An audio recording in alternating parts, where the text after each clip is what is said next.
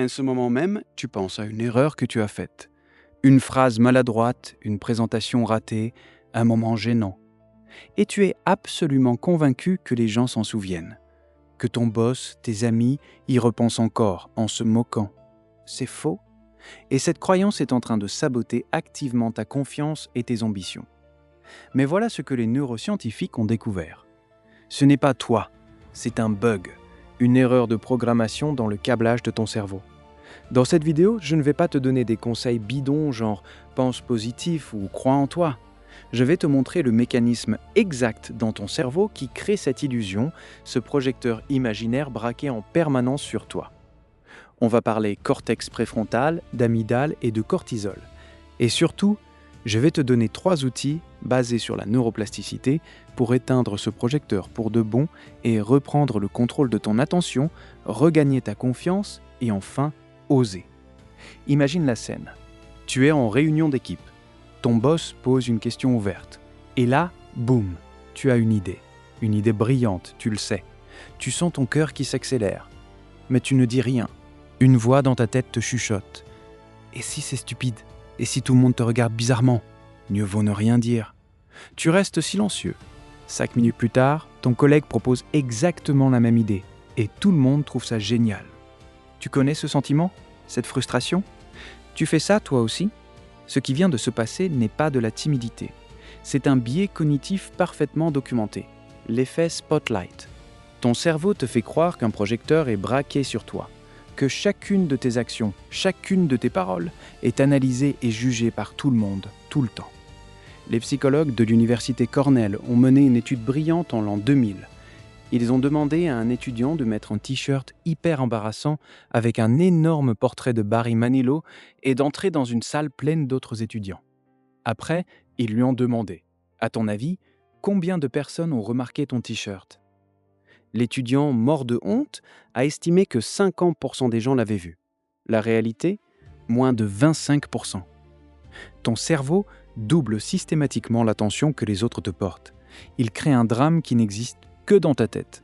Pourquoi ? Parce que pour notre cerveau primitif, le jugement social était une question de vie ou de mort. Être rejeté du groupe, c'était la mort assurée. Alors ton amygdale, le centre de la peur dans ton cerveau, surréagit à la moindre possibilité de jugement et inonde ton système de cortisol, l'hormone du stress. C'est une alarme incendie conçue pour la savane qui se déclenche dans un bureau. Alors, on est condamné à vivre sous ce projecteur imaginaire, paralysé par la peur ? Non, parce que le cerveau qui crée le problème détient aussi la solution.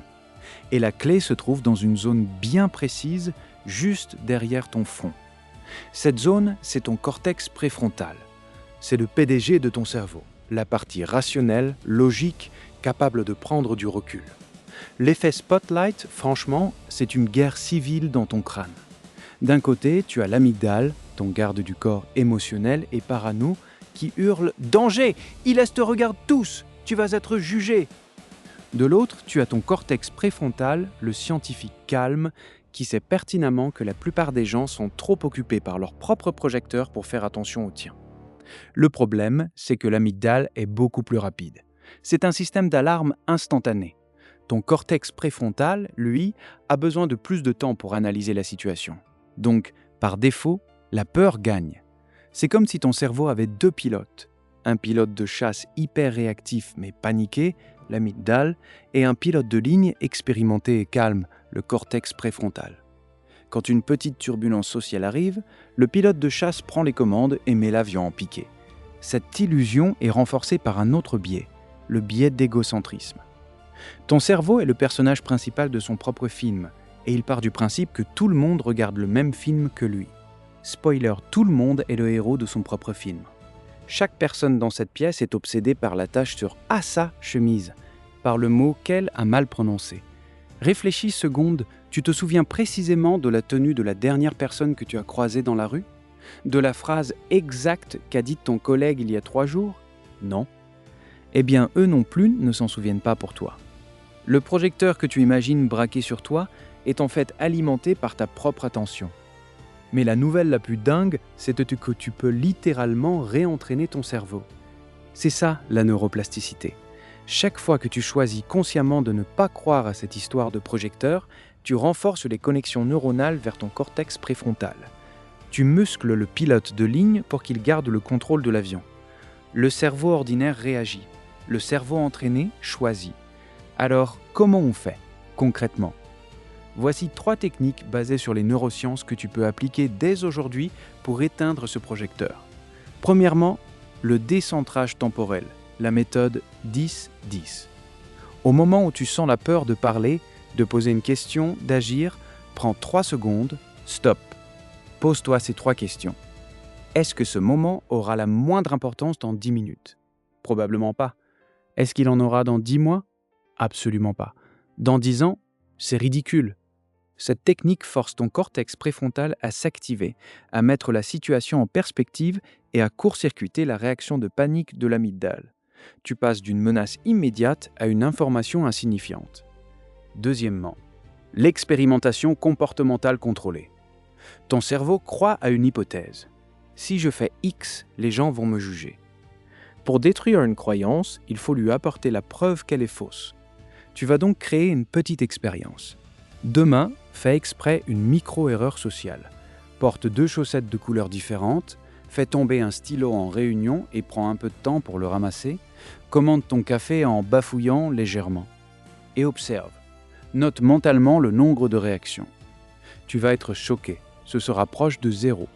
Ton cerveau a besoin de données, de data pour mettre à jour son logiciel. Tu deviens le scientifique de ta propre psychologie. Troisièmement, le scan d'attention externe. Quand tu sens le projecteur s'allumer sur toi, c'est que toute ton attention est tournée vers l'intérieur. De quoi j'ai l'air ?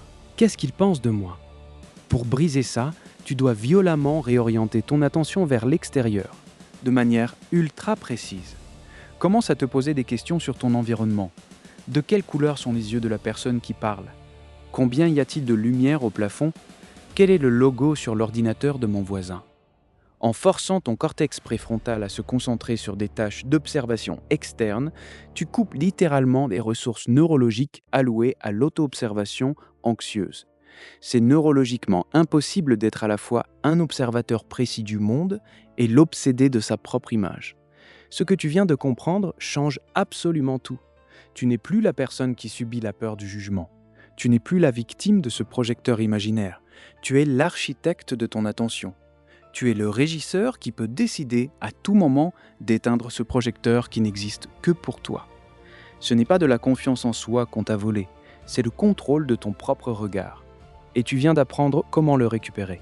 Ce que tu appelais anxiété sociale, ton cerveau l'appelle maintenant une simple habitude neuronale à déconstruire. Une alarme mal réglée. Et tu as les outils pour la recalibrer. Tu n'es plus quelqu'un qui subit son cerveau.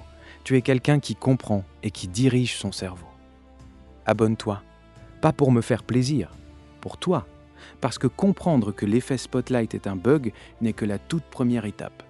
C'est le niveau 1.